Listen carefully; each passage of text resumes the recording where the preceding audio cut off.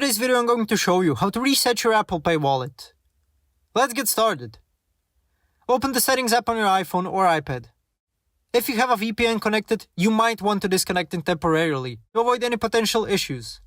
Now scroll down to Screen Time section. Tap on it, then select Content and Privacy Restrictions.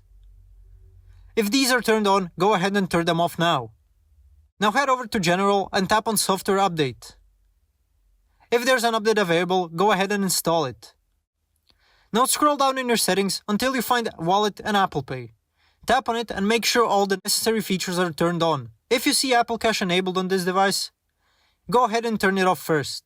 Once you've turned off Apple Cash, it's time to reset.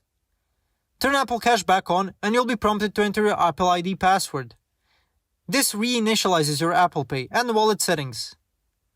After entering your credentials, your Apple Wallet will be reset. You can now set it up again from scratch. Thanks for watching. If this video was helpful, please like and subscribe to our channel for more tips and tutorials. See you next time.